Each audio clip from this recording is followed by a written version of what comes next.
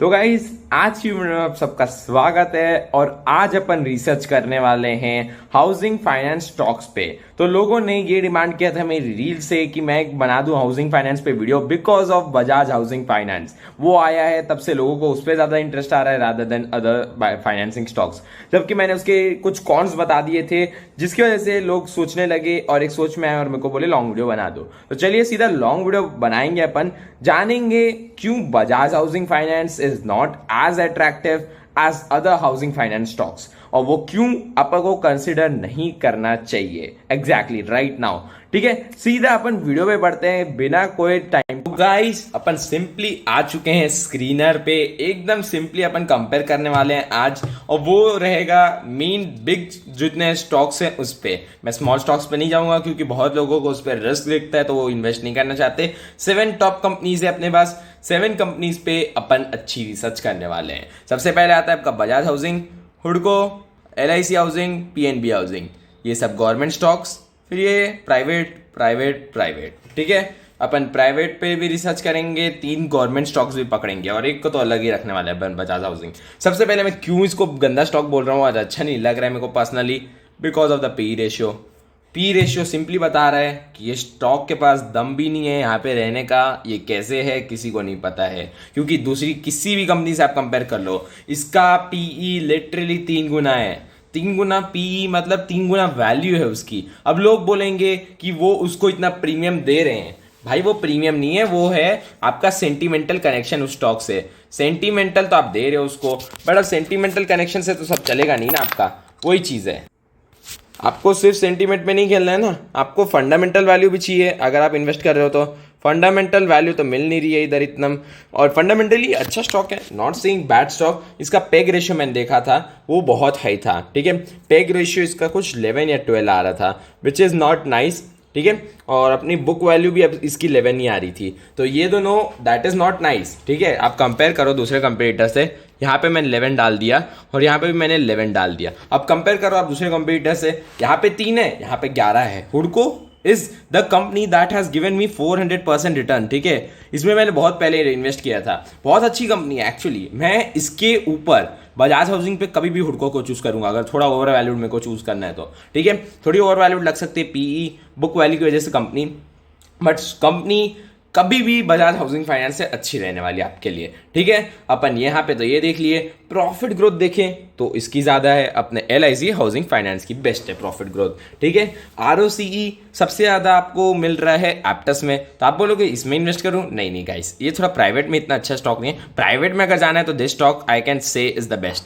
आधार means private. ठीक है, आधार मतलब प्राइवेट में तो ये चूज करना है अपन को, और पब्लिक में बहुत कंफ्यूजन रहेगा आपको। पब्लिक में कोई स्टॉक कभी अच्छा रहेगा, कोई स्टॉक कभी बुरा रहेगा, but LIC tops for all. Peg ratio देखो सबसे बेस्ट है। ठीक है, इंडस्ट्री में सबसे बेस्ट इसका पेग रेशियो है। डिविडेंड यील्ड अच्छा खासा है, ROCE ठीक ठीक है, बुक वैल्यू ठीक है, बहुत ज़्यादा भी नहीं है, और प्रॉफिट ग्रोथ भी अच्छी है। तो इस कंपनी को मैं PE वाइज भी देखूं, बेस्ट स्टॉक तो मेरे को यहीं पे LIC हाउसिंग फाइनेंस सिंपली देख रहा है। आपको इसको कंसीडर करने की जरूरत नहीं है, इसका नाम ही हटा दो लिस्ट में से, ऐसा है, क्योंकि इसको प्रीमियम अभी दे रहे हैं लोग बट वो गिरना चालू हो चुका है। ठीक है, आप एक्चुअली देखने जाओ तो वाइल LIC हाउसिंग फाइनेंस देखोगे ना तो उसमें बहुत वैल्यू बची हुई है अभी। ठीक है, उसका आपको टेक्निकल एनालिसिस भी मैं करके बता दूंगा LIC हाउसिंग फाइनेंस का ही बस। ठीक है, दूसरी चीजें भी अपन देखें, चलो फंडामेंटल वाइज एक बार देख लेते हैं। कंपनी को लोग बोल रहे अच्छी है। क्वार्टर रिजल्ट्स मैं देखूं तो मार्च टू मार्च ग्रो किए हैं, सही बात है। जून टू जून ठीक ठीक ग्रो किए हैं, अच्छी बात है। Profit loss figures okay grow कर रहे हैं, बहुत अच्छी चीज़ है। Profit grow 38%। फिर फिक्स्ड एसेट्स ग्रो कर रहे हैं, इसके रिजर्व्स ग्रो कर रहे हैं, बोरोइंग्स तो ग्रो करनी चाहिए इनकी क्योंकि इन लोग को सामने लोन्स देने हैं। ठीक है, I understand that. Cash flows okay. Promoter holding 88% है, जो बहुत अच्छी, ज़्यादा है एकदम। बट दूसरी चीज़ें मैं अगर कंपेयर करूँ, LIC हाउसिंग फाइनेंस है, इसका इंटरेस्ट कवरेज रेशियो भी देख लीजिए आप, 1.46 है, 1.46। ठीक है, अपन LIC का देखेंगे अब सीधा, LIC का भी 1.32 है। ठीक है, अपन पेग रेशियो कंपेयर करें तो पेग रेशियो सबसे कम है इंडस्ट्री में, PE रेशियो भी कम है, ROE भी अच्छा खासा दे रही है कंपनी, प्रॉफिट ग्रोथ भी बहुत सही है।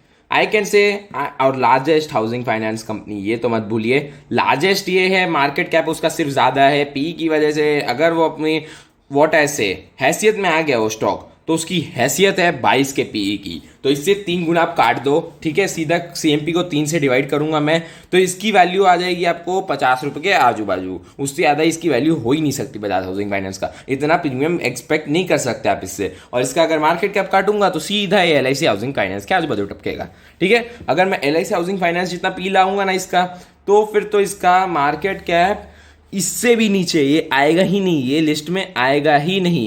एवस फाइनेंसर से भी नीचे चले जाएगा, क्योंकि इसका 13,000 करोड़ हो जाएगा बस, अगर ये LIC हाउसिंग फाइनेंस के पीई पे आ गया तो।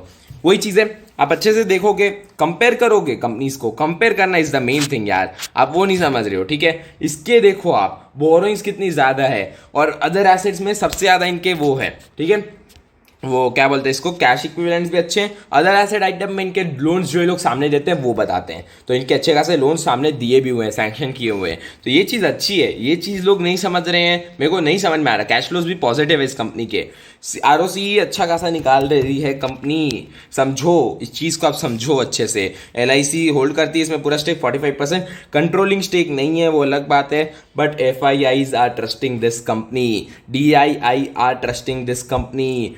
समझो ये बात को, पब्लिक की होल्डिंग कम कर दे रही है FII DII दोनों मिलके, और इसकी होल्डिंग लिटरली 45%, मतलब बढ़ चुकी है, ऑफकोर्स 2017 से बढ़ चुकी है इसकी होल्डिंग।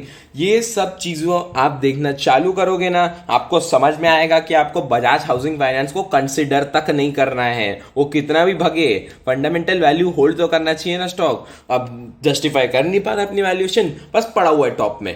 और इसका मस्त चार्ट भी अच्छा होगा, ठीक है, मैं बता रहा हूँ, देखो चार्ट भी ठीक है। अभी तो बाइंग अपॉर्चुनिटी है, क्योंकि 200 DMA के आजू बाजू है, ये बाइंग अपॉर्चुनिटी पे 650 है, बाय करो, अच्छा गेन आएगा, मैं दे रहा हूं गारंटी, क्योंकि अच्छा स्टॉक है फंडामेंटली। समझो चीज़ों को। अब लोगों को मैं जब बोला था, लोग मेरे को अभी भी डिफेंस स्टॉक का भेजते ना, तो मैं एक ही चीज़ मन करता है बोलूं उनको, मन से बोलूं कि भाई तुम क्यों डिफेंस लिए, डिफेंस में भी ये है ही नहीं। नेक्स्ट स्टॉक मैं नेक्स्ट वो वीडियो है ना डिफेंस में बनाने वाला हूँ एक्चुअली में, और उस पर बताऊंगा डिफेंस में क्यों आपको नहीं डालना चाहिए अभी एकदम अंधो टाइप। वही चीज़ है गाइस, तो ये अपन समझ चुके हैं कि इसकी कंपनी बहुत सही है, फाइनेंसिंग हाँ मजा आ जाएगी आपको देख के। ये सब आप पढ़ लो एक बार, मैं तो ऐसी शिफ्ट कर रहा हूँ क्योंकि आपको पता चल जाता है, ओवरव्यू मिल जाता है यहाँ से कंपनी का, ठीक है। अब देखते रहो, मैं आप पॉज कर करके देख सकते हो, मैं वैसे तो रोक ही रहा हूँ पूरे time. Digital transformation Homi app करके इन लोग ने ऐप भी निकाला है, 35% वहाँ से जाता है, अच्छी चीज़ है। फोकस इनका यहाँ पे है, आप पूरा देख लो एक बार फिर से, मेरे को कोई दिक्कत नहीं है, मैं आपको बस बताना चाहता हूँ अच्छी कंपनी में इन्वेस्ट करो, बिल्कुल खराब कंपनी में देखो भी मत तुम एक बार भी। खराब कंपनी में एक ही को बोल रहा हूँ, आपको एक ही चीज़ करनी है, वापस से मैं एक बार और बता दे रहा हूँ आपको, इस कंपनी को नाम ही काट दो, ठीक है, अपने मन से, ठीक है। ये अपने पास ये सब कंपनीज है, 3 प्राइवेट, 3 अपने पास गवर्नमेंट कंपनीज है। This look strong, this look strong, this look strong, this look strong, ठीक है, और ये भी थोड़ी स्ट्रॉन्ग दिखती है, तो इसको भी अपन कंसिडर ज़्यादा नहीं करेंगे। अपन को इन 5 कंपनी में सिलेक्ट करने का है, तो मेरी तो ऑफकोर्स रहेगी कभी भी LIC हाउसिंग फाइनेंस। तो आप चेकआउट कर सकते हैं, एक बार खुद का एनालिसिस जरूर कीजिएगा कंसिडर करने से पहले कोई भी स्टॉक को। And do follow me and subscribe me for latest videos just like this. मैं कंपेरिजन करते रहता हूं, तो मेरे को फॉलो कर लीजिए गाइस।